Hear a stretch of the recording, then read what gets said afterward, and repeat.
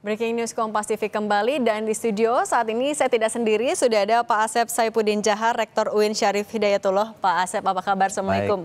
Waalaikumsalam. Oke, Pak Asep, ini kan sebenarnya sesuatu yang selalu dilakukan setiap tahun Ramadan, Lebaran, nanti juga sholat Id di Idul Adha. Nah, mungkin boleh dijelaskan lagi kepada pemirsa Kompas TV, kalau tahapannya di dalam sidang isbat yang dibahas itu apa saja, Pak? Oke, terima kasih. Assalamualaikum warahmatullahi wabarakatuh. Assalamualaikum. Tentu dalam sidang isbat ini, pertama yaitu menyaksikan ataupun mendapatkan informasi dari penyaksian atau persaksian mereka di beberapa titik yang melakukan pemantauan langsung hilal di beberapa titik. Kalau tidak salah lebih dari 100 titik ya di seluruh Indonesia. Dan ini adalah untuk menentukan bahwa dalam konteks hijriyah, jadi penentuannya adalah bulan atau lunar itu sendiri. Maka bagaimana penentuan awal bulan itu, maka ditentukan kita dalam konteks ini memang ada dalam kategori hisab dan ru'yah. Tapi dalam konteks inilah yang digunakan oleh pemerintah adalah penggabungan antara hisab dan ru'yah. Itu yang pertama. Karena itu nanti di dalam rapat isbat awal bulan Ramadan ini, nanti Kementerian Agama mengundang para ormas, dan juga ada kalau tidak salah dari perwakilan negara-negara untuk menyaksikan ataupun pemaparan dari hasil persaksian mereka yang diberi tugas untuk memantau umur bulan ya. Nah itu kira-kira.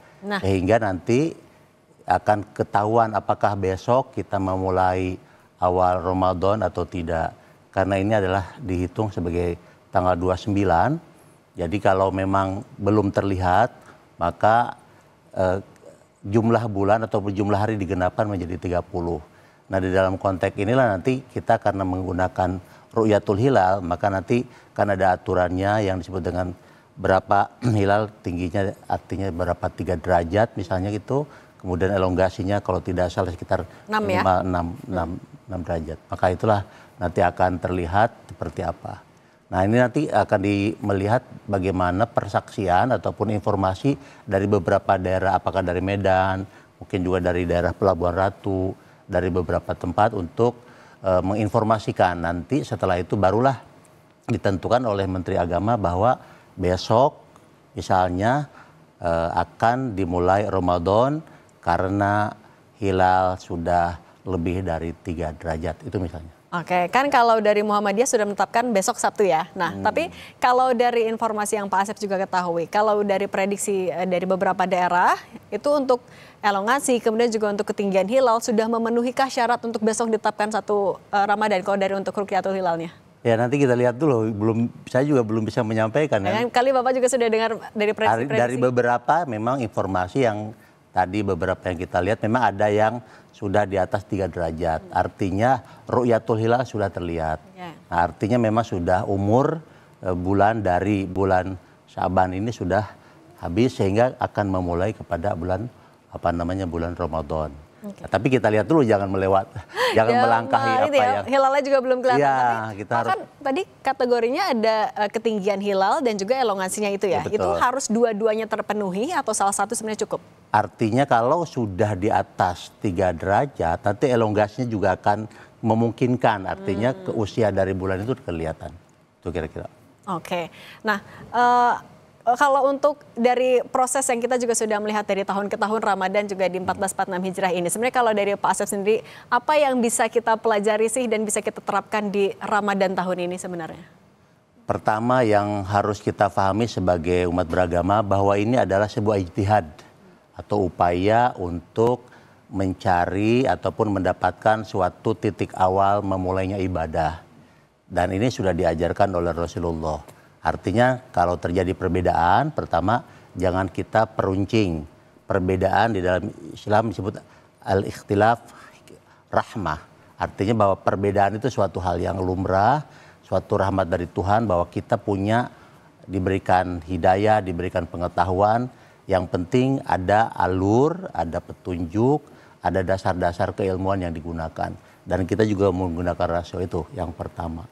Yang kedua, tentu nanti jika perbedaan itu terjadi, itu semuanya juga hasil ijtihad. Misalnya ada yang berfokus kepada hisab. Nah itu kita kalau terjadi misalnya mereka mendahului yang menggunakan itu, ya kita hormati. Dan yang kedua tentu misalnya karena penggabungan hisab dan ru'yah ini kemudian berbeda juga, harus juga dihargai bahwa ini adalah sebuah ibadah. Dan yang ketiga yang lebih penting sebenarnya di dalam Ramadan ini ibadahnya itu sendiri. Nah, jangan terlalu memfokuskan kepada ikhtilaf atau perbedaan ketika kita penentuan awal atau nanti di akhir juga ya. Di akhir. Yang penting itu karena Indonesia adalah majemuk dan kita juga banyak madhab yang dianut ataupun aliran yang dianut, tetapi tetap kita harus menjaga persatuan dan kesatuan atau juga toleransi dari suatu perbedaan pemahaman ini. Kerukunannya ya, kan kita banyak sekali sukunya, kemudian agamanya juga ada banyak itu saling toleransi. Nah, Pak kan juga salah satu yang jadi tantangan semakin tahunnya juga misalnya cuaca nih, cuaca semakin panas. Kadang-kadang juga hujan sorenya tapi siangnya panas banget. Nah, persiapan yang juga harus dihadapi, dilakukan oleh umat yang akan melaksanakan ibadah puasa apa aja nih Pak kira-kira? Nah tentu ini yang kadang kita membedakan ataupun juga supaya kita tidak memahami yang beda. Jadi ibadah puasa bukan untuk mempersiapkan makanan kan. Tapi kita harus bersiap bahwa ibadah puasa itu menjaga mental, harus juga menempa diri dan juga kita memperbanyak ibadah dan istighfar atau minta ampun. Dan ini yang poin penting.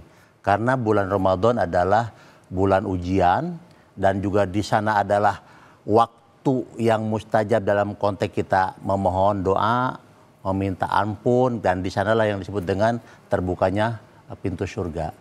Kenapa? Kita harus pahami bahwa di dalam suatu tempat, coba kalau kita menganalogikan, apakah sama tempat ini dengan tempat yang lain? Beda kan?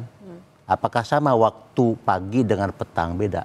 Nah inilah di dalam Islam diajarkan bahwa waktu-waktu itu punya makna dan hikmah yang dalam. Dan bulan Ramadan inilah yang harus kita pahami, bahkan harus menahan diri dari amarah, dari nafsu, dari makan dan lain sebagainya, sehingga betul-betul pembekalan. Karena apabila sudah sukses di dalam Ramadan dan dia beribadah dengan baik, disebutkan sebagaimana dia dilahirkan seperti bayi. Nah ini gimana kita? Apalagi ada di sana ada malam yang penuh hikmah, malam Lailatul Qadar. Nah ini gimana? Artinya betul-betul kita harus juga menjaga. Nah yang tadi mengenai cuaca. Tentu jangan terlalu euforia. Jangan terlalu euforia. Jangan terlalu juga mengumbar berjalan-jalan. Apalagi kalau pagi-pagi kan. Suka habis sahur, tenaganya langsung ya. Akhirnya capek. Oke Pak Asep, nanti kita lanjutkan tapi kita jeda dulu. Kita juga nanti akan melihat seperti apa persiapan pemantauan hilal dan juga Ramadan di berbagai wilayah. Tetap bersama kami di Breaking News Kompas TV.